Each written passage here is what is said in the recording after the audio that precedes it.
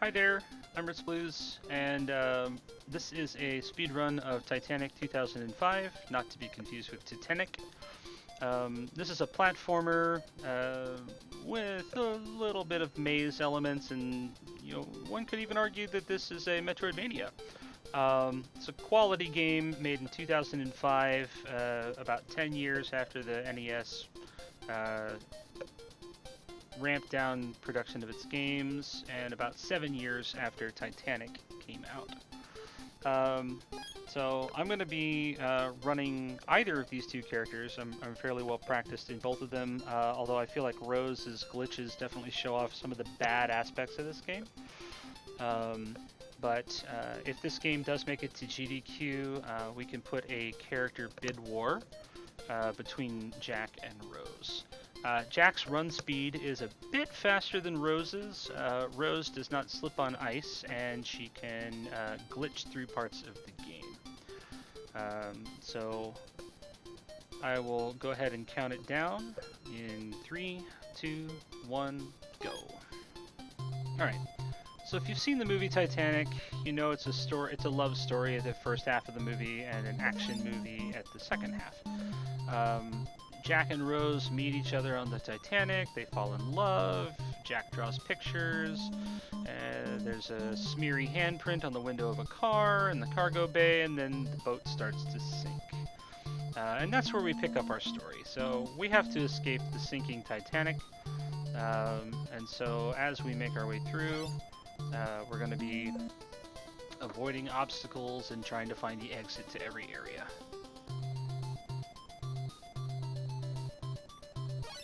So, here's one of the major areas where Rose is a bit different than Jack. Rose has the ability to clip through walls. It's a fairly complicated process. You hold forward or backward. You hold in the direction you want to jump through the wall in, and you press the jump button. And then when you land, you'll be about a pixel or two forward from where you were, and you do it again. And you keep repeating this process over and over again until you are through whatever wall you are trying to go through.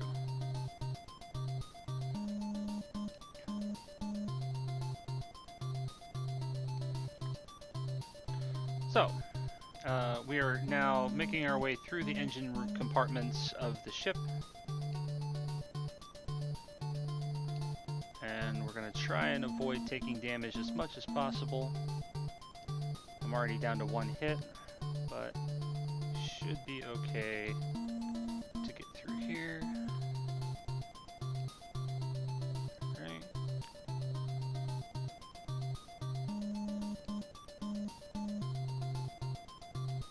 Alright, so we made it through. You're probably thinking, Ritz, why aren't you picking up those hearts? There's hearts everywhere.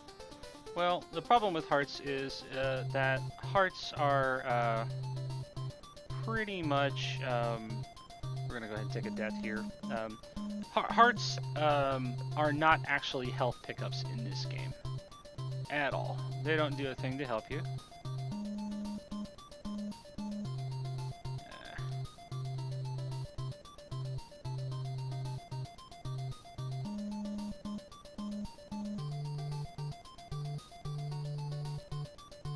This is pretty rough. Hopefully we can get through without taking any damage.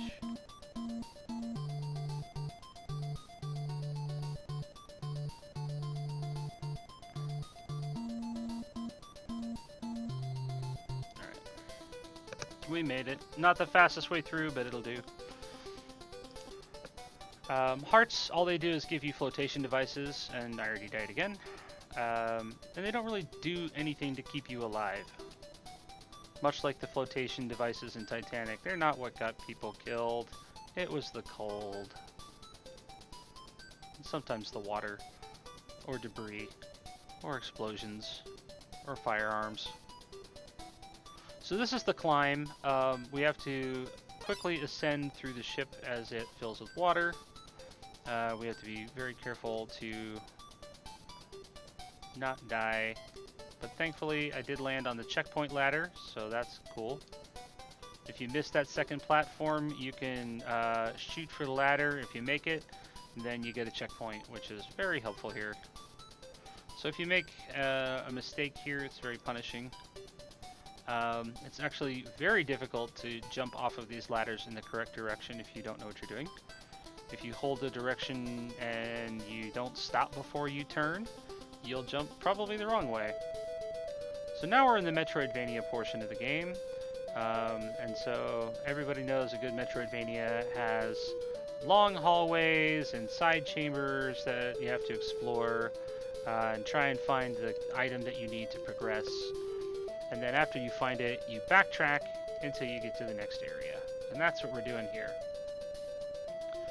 So this fancy hallway is a very lovely case of lazy level design where you see the same 3 doors over and over and over and over again, and then stairs.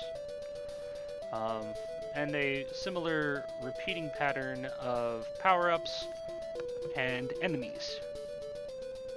But thankfully, Rose can jump through the wall and run out of bounds like this, and we don't have to worry about running into any of those things, because we don't have any collision with them. So we're just going to make our way down this hallway, find our way to the next area. That was it right there.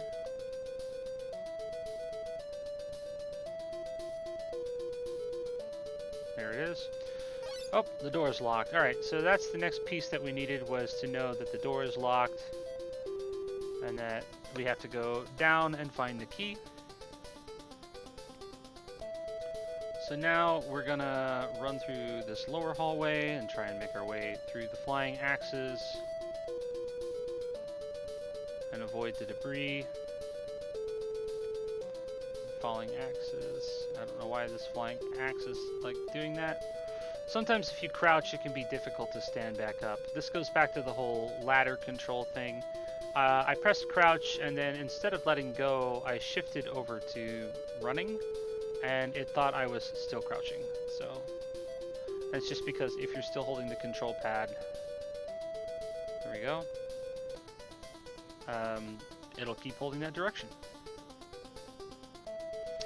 So here we have the first swimming level. Going to the right is a trap. The only thing at the end of the very long hallway of the same puzzles, of the same obstacles, is an extra life, which is not worth it. So instead, we're going to go the correct direction. And Rose can swim surprisingly well for someone wearing a party dress.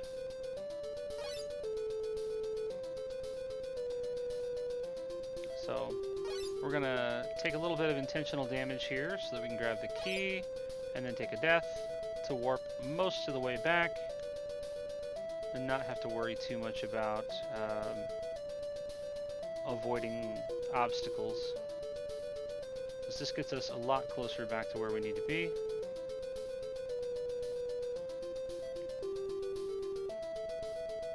And there we go. So now we're going to start backtracking, hence the Metroidvania. So start by going back upstairs, and now the axes are all gone. They don't want to hit us anymore because we found the key.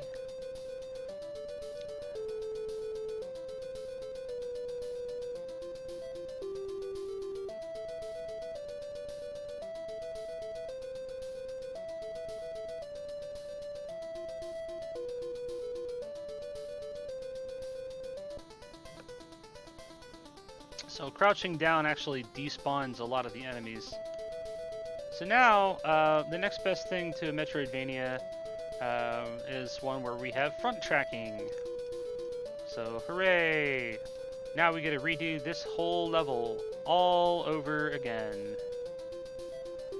And the only difference being is that that ladder at the floor there is where we started the first time. So it's even longer.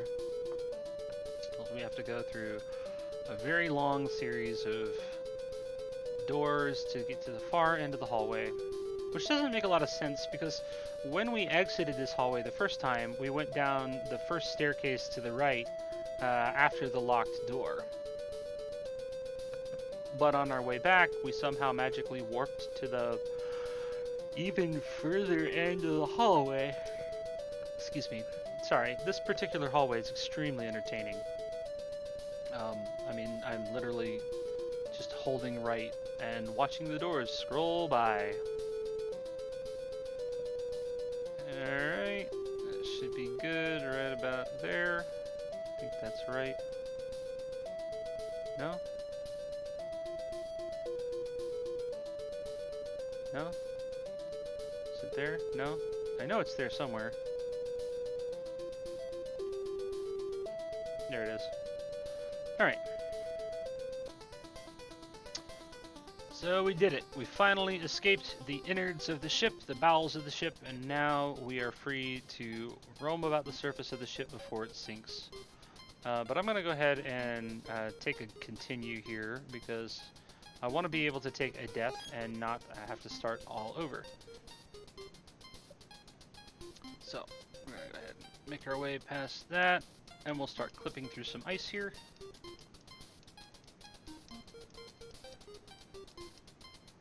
And likewise, we'll clip through this wall and hold up. That's okay. We get the respawn right there on the boat.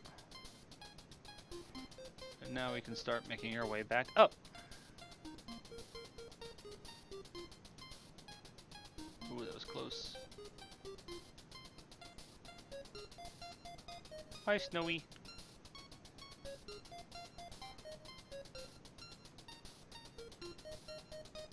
So these jumps are actually fairly tight. There's not a lot of room to make the distance, but you do have to make the jumps. I think they're a little easier to make with Jack, but Rose manages. One of my favorite details of this game is how when Rose runs, she lifts up her dress. And that there's a lovely guy here playing the fiddle.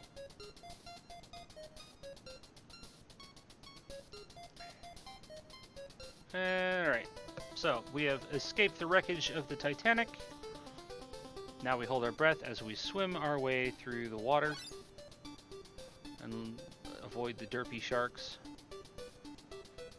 Figuring out how to climb onto these platforms was probably the biggest challenge in Cusa Grande when I was introduced to this game. So this was a game that was a match in last year's Cusa Grande. We got to give shout outs to the moderators for picking these games. Especially shout outs to Brosencha for running Cusa Grande all these years. So you should definitely check that out. It's what got me into GDQ. It's what got me into bad games, and you know, some of these bad games are kind of playable. And this is an example of one that's kind of playable. And that's what I like. Kind of playable games. So here Rose can easily make these two jumps. Jack struggles to get through these jumps. But if you make these jumps, it makes this part a lot easier. I guess I just despawned an enemy somehow. Never seen that before. Pretty cool though.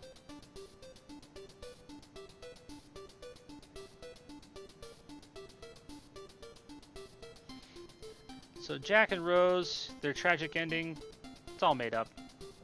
They actually made it just fine. They just rode away. So that's the end of the run. So hopefully you enjoyed that as much as I did.